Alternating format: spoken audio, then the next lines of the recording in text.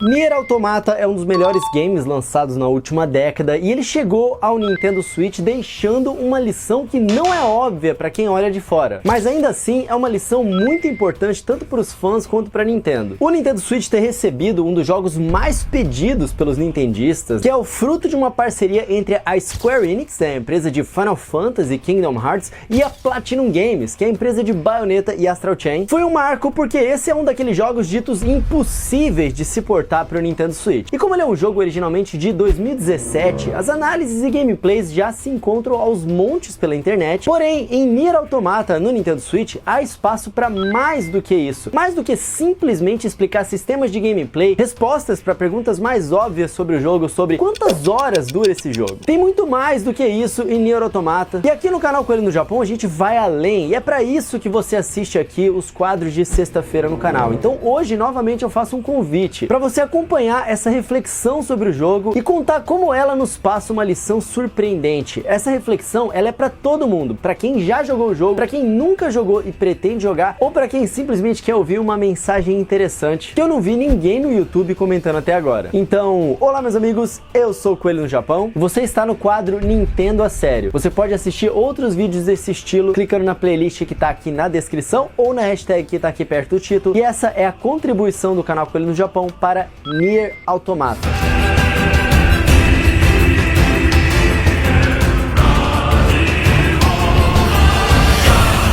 Tal como em qualquer área, existem nos videogames as preferências dos jogadores, né? Ou simplesmente separações e divisões. Nesse nosso ramo, a gente costuma dividir os jogos entre aqueles focados na gameplay, na ação, na adrenalina, e aqueles jogos mais cinematográficos, com enredos fortes, ou chamados de game art. É uma classificação simples, mas na maioria das vezes é eficaz, já que boa parte dos jogos costuma se encaixar em um desses grupos. A gente costuma dividir os momentos em que queremos uma experiência mais frenética, com uma história que só justifica todo aquele momento de êxtase, e o contrário também, momentos onde queremos usar menos as mãos, dar uma relaxada e mais os olhos, assim conhecer um bom enredo, bons personagens, receber uma linda mensagem e ainda assim explorar aquele mundo pelo nosso próprio controle. No entanto, também como em qualquer área da humanidade, essa divisão pode ir para um lado que não é nada saudável, e eu já sei que alguns de vocês estão aí já sentindo isso e louco para comentar aonde que eu tô errado aqui nos comentários. Mas calma, esse lado não saudável é onde as pessoas defendem ferrenhamente as suas próprias preferências, não respeitando muito as outras, com frases como: ah, jogos como Mario são inferiores, não tem nada maduro em ficar pulando em tartarugas, jogo de criança. Ou então frases como: jogos são entretenimento, você quer chorar? Vai ver um filme, esses jogos filminho aí. É triste, mas acontece, afinal faz parte da humanidade e do comportamento humano a gente se dividir e a gente conflitar. É irônico que geralmente os aparentes dois grupos diferentes nada mais são do que representações dos desejos humanos, né? Ambos os lados estão presentes nos dois grupos, só que em níveis diferentes. Calma que eu vou explicar. É como se um dos grupos estivesse defendendo quem é mais importante, uma cama ou uma coberta. Mas cara, nós jogadores, a gente merece os dois, a junção dessas duas coisas. E essa junção, meus amigos, acontece em Nier Automata. A Platinum Games é hoje um dos principais estúdios de jogos de ação. Alguns jogos dela, como Bayonetta, são simplesmente a elite do que se tem feito na indústria de jogos porradeiros mesmo. E nas mãos desses experts em jogos de ação está o experiente diretor da Square Enix, Yoko Taro, conhecido pelos fãs da Square pela série Drakengard, série que inclusive tem a sua história continuada em Nier, pra quem não sabe. Yoko Taro, galera, sério, se vocês não sabem, ele é um gênio mesmo, assim. O universo que ele criou em Drakengard e posteriormente em Nier é bastante complexo, ele é absurdamente profundo pra quem quiser buscar essa profundidade, e ele não tem receio de brincar com as emoções dos jogadores nos seus jogos. E esse encontro aconteceu mesmo, sabe? Em meio a uma briga desnecessária que a gente vê hoje, de jogos de historinha, não, jogo é pra gameplay, esses dois agentes de áreas diferentes se uniram e não, cara. Nier Automata não é apenas um hack and slash empolgante, muito menos um jogo com uma história bonita. Ele é os dois ao mesmo tempo e ele é um pouco mais. E essa parte que vocês não sabiam que eu quero explicar agora.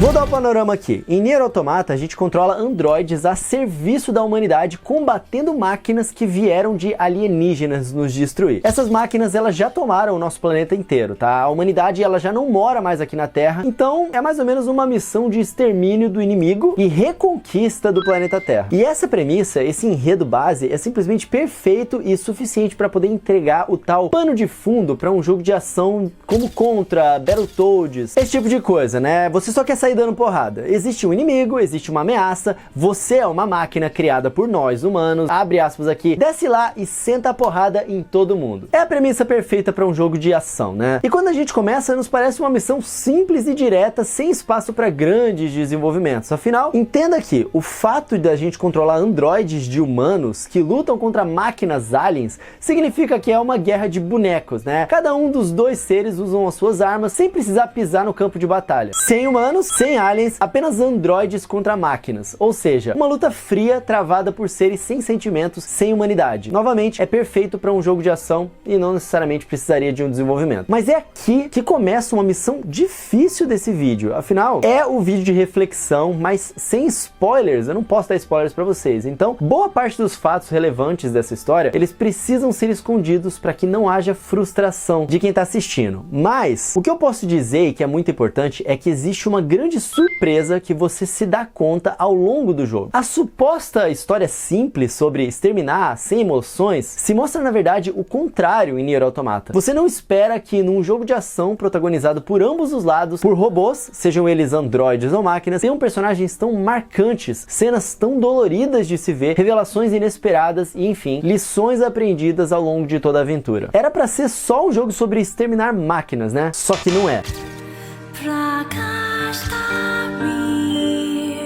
No primeiro momento, a gente controla 2B, um modelo B de batalha, uma máquina eficiente de extermínio. É como ela nos é apresentada quando a gente está jogando o jogo, mas não é o que ela realmente é. A 2B, ela foi criada já com a guerra em andamento, ela nunca sequer viu os humanos que a criaram. E, ironicamente, ela tem inúmeros adjetivos humanos, como lealdade e fé. É, exatamente, mesmo sendo um androide. Ela serve a humanidade arriscando a sua própria vida, mesmo não conhecendo seus criadores. E principalmente, preocupação e cuidado são outras características desse androide com o seu parceiro 9S, um modelo S de scanner, que também retribui a preocupação com a sua parceira 2B. Até mesmo o visual da 2B, galera, ela é charmosa, ela é chamativa e não é gratuito. Esse visual existe e ele contribui para que o jogador a enxergue como algo mais do que um mero androide. É uma pessoa que você se importa e até podemos discutir se a execução dessa ideia foi boa ou se foi exagerada, mas seja como for, todos esses fatores funcionam. O carisma é imenso. A 2B não precisa ser humana para demonstrar humanidade no jogo.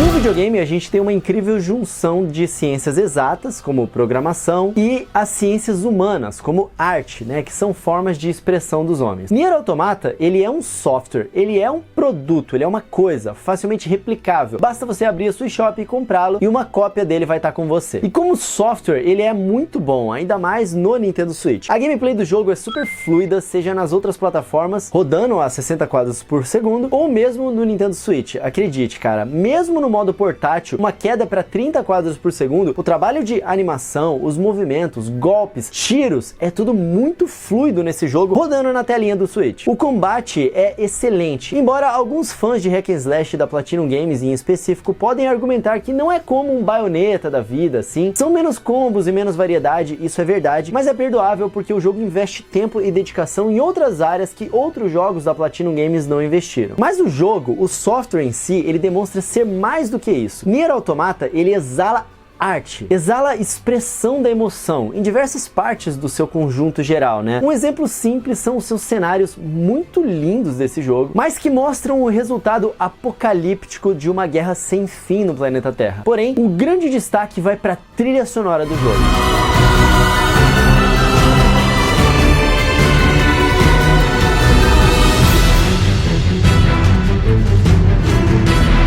A trilha sonora de Nier Automata tá simplesmente entre as melhores dos videogames, ponto final. O jogo ele foi vencedor na categoria Melhor Trilha Sonora no The Game Awards de 2017, quando ele foi lançado originalmente, e os outros candidatos, cara, simplesmente eram Zelda Breath of the Wild, Cuphead, premiadíssimo também nesse quesito, Destiny 2 e ninguém menos do que Persona 5. Tenho certeza que você já ouviu falar muito bem da trilha sonora de Persona 5 e de todos esses outros jogos, mas quem venceu foi Nier Automata. O curioso é que essa trilha sonora maravilhosa, ela é maravilhosa quebrando as regras. Muitos defendem que a função de uma trilha sonora em um jogo é causar imersão, ela é ser um fundo musical, um palanque para o que realmente é importante, que é a gameplay do jogo. Só que em Nier Automata, essa função é muitas vezes ignorada. Ao longo dos mapas abertos de Nier, a gente tem diversas lutas que são mais genéricas, servindo para farmar level, o que é natural em RPGs, né? E nesses vários momentos, as belas músicas vocais do jogo, elas tomam completamente a atenção do jogador e o protagonismo no jogo. Algumas batalhas de chefe, a música é tão boa e marcante que, somada à beleza do jogo, parece um clipe musical interativo que a gente tá jogando ali.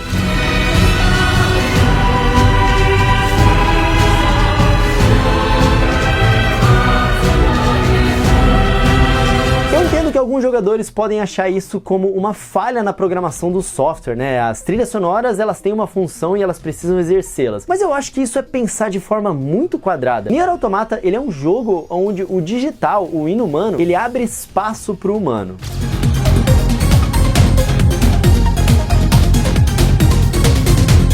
A humanidade é algo tão forte que ela reflete em tudo que a gente cria, né? Essa é a essência da arte. A gente, como humano, ouvir uma música, mesmo sem letra, e entender o sentimento que o criador daquela música quis passar, a gente vê um quadro, uma paisagem, e ela ecoa a mensagem do seu pintor, sem precisar de uma palavra. Isso é a essência da arte. E quando a gente joga Nier Automata, pode parecer uma ficção exagerada, um jogo sobre robôs que fala sobre humanidade.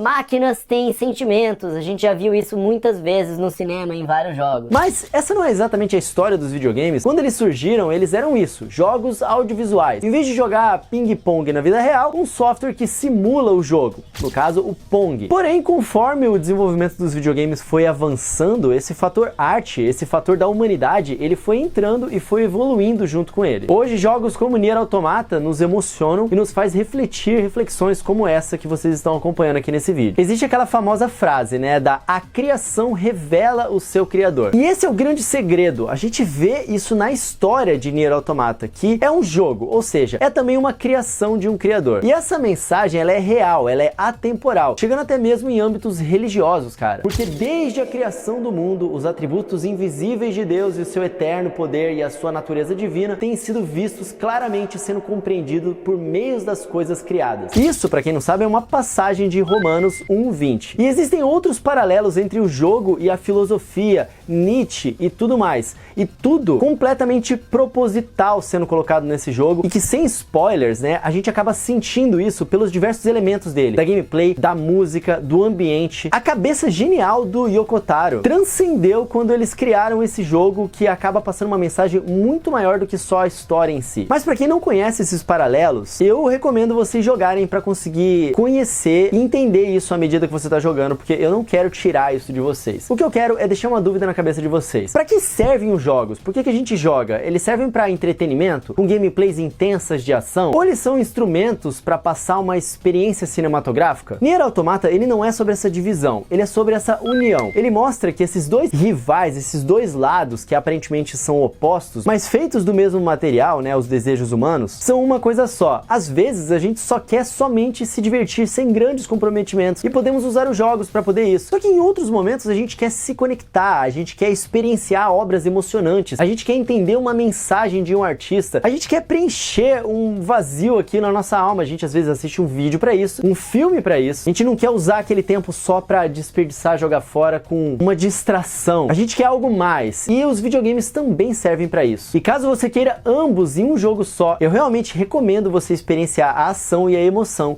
de Nier Automata.